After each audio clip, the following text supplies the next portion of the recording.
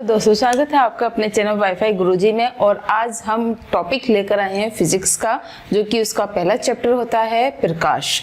तो इसलिए वीडियो को पूरा देखिएगा, लास्ट तक जरूर देखें, बात बीच में छोड़ के आप नहीं जाएं। और साथ के साथ में हमें इंस्टाग्राम और टेलीग्राम पर भी फॉलो कर लीजिएगा। जिन बच्चों को कुछ क्वेश्चंस पूछने हैं, कहते हैं कि हमें ये प्रॉब्लम आ रही है, ये प्रॉब्लम, तो आप मेरे से इंस्टाग्राम पे बात कर सकते हैं। तो अब बात करते हैं जो हमारा टॉपिक है प्रकाश की, प्रकाश का परावर्तन तथा अपवर्तन। ये पहला चैप्टर है फिजिक्स का। और प्रकाश क्या है? सभी के जीवन में प्रकाश की आवश्यकता होती है, ये आप सभी जानते हैं।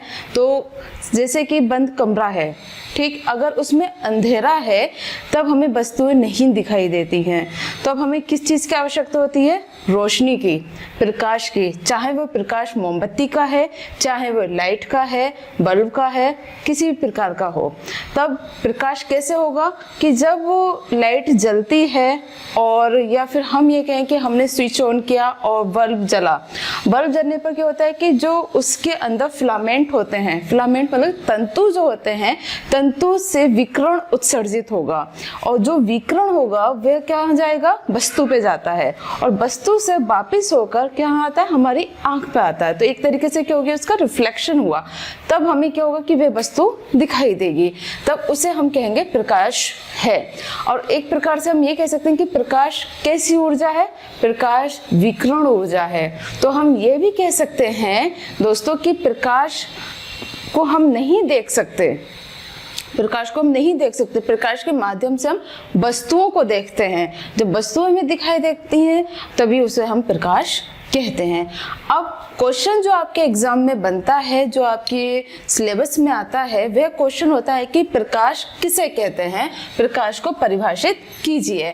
तो प्रकाश को परिभाषित कैसे करेंगे? मैंने अभी आपको बताया प्रकाश क्या है? विकिरण ऊर्जा है। तो विकिरण ऊर्जा जो है उसको हम प्रकाश कह रहे हैं। तो इसी के आधार पर इसकी डेफिनेशन बन जाएगी कि वह विकिरण जो हमारी आंखों को संवेदित करता है, मतलब कि जो हमारी आंखों को संवेदित कर रहा है, जिसके माध्यम से हमें वस्तुएं दिखाई दे रही हैं, वह है प्रकाश। तो इसकी इतनी सी छोटी सी लाइन आपको लिखनी होती है कि वह विकिरण जो हमारी आंखों को संवेदित करता है उसे हम प्रकाश या लाइट कहते हैं।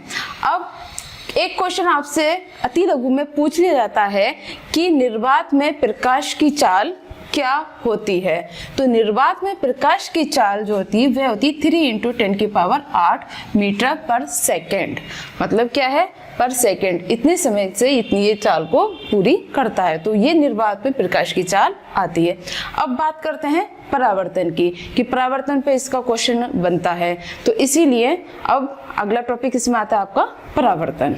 इसमें अब आप देखेंगे परावर्तन का इस पे क्वेश्चंस आपके बनते हैं कि प्रकाश का परावर्तन क्या होता है और प्रकाश के परावर्तन के कितने नियम हैं। तो परावर्तन को इंग्लिश में कहा जाता है रिफ्लेक्शन ऑफ लाइट। ठीक, रिफ्लेक्शन तो आप जानते ही हैं कि क्या है, ठीक है। अब इसमें प्रकाश की बात कही गई है तो प्रकाश की ही हम बात कहेंगे।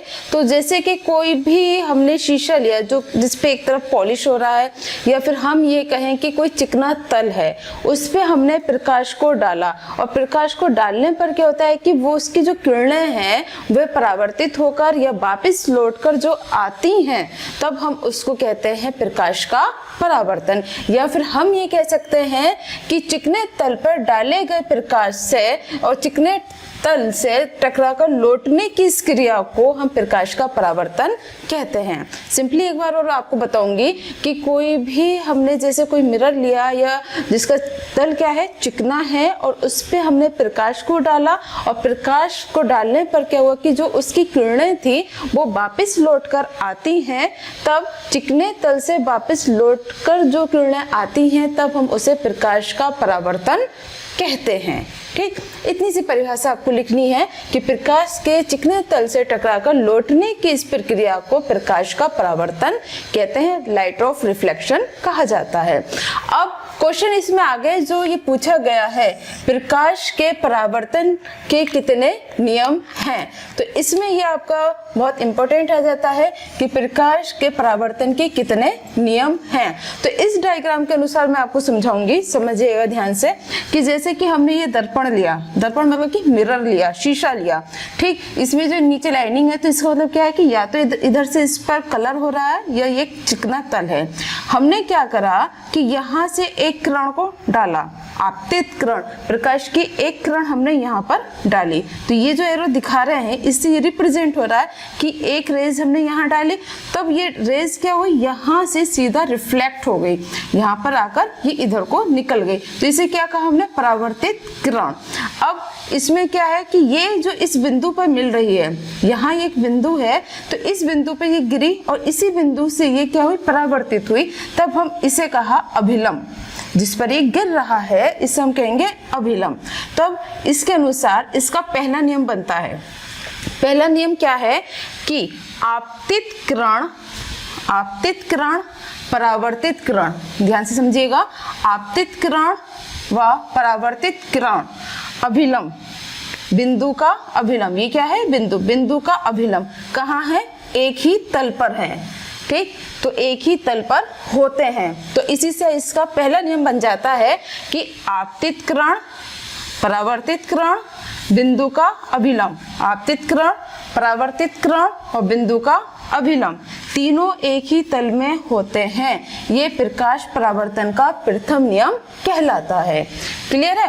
अब इसके बाद जब ये किरण यहाँ पड़ी और ये रिफ्लेक्ट हो गई, परावर्तित हो गई अभिलंब के साथ, अभिलंब इसमें आ गया, तो इन दोनों के बीच में कोण बनता है, ठीक है। तो यहाँ जो अभिलंब और आपतित किरण के बीच में कोण बना, इसे हम कहा आपतन कोण, आपतन कोण। और ये क्या हो गया आपका, परावर्तन कोण। तो इन दोनों कोण क्या होते हैं, ये दोनों बराबर होते हैं। तो सेकंड लॉ जो इसमें आता है, जो परावर्तन का दूसरा नियम है, वह कहलाता है कि परावर्तन कोण सदैव आपतन कोण के बराबर होते हैं, मतलब कि I बराबर R। तो ये क्या है, इसका सेकंड लॉ हो गया। तो इस तरीके से आप इसका आंसर याद कर लेंगे कि प्रकाश का परावर्तन, जो इसे प्रकाश को किसी चिकने तल पर डाला जाता है और वह परावर्तित हो जाता है, तब वह उसका प्रकाश का परावर्तन कहलाता है।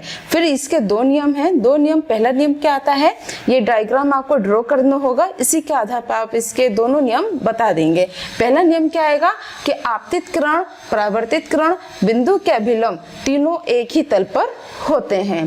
दूसरा नियम क्या आता है आपका कि आपतन कोण, परावर्तन कोण दोनों सदैव बराबर होते हैं। तो इस तरीके से ये क्वेश्चन आपका कंप्लीट हो जाता है। तो अब आगे बात करते हैं हम, इसका जो अगला टॉपिक, अगला क्वेश्चन आता है, उसको हम अगली वीडियो में बताएंगे आपको। इसी तरीके से हमारे साथ बने रहिए और आगे के चैप्टर्स कंप्लीट करते रहिए, पढ़ते रहिए और आगे बढ़ते रहिए।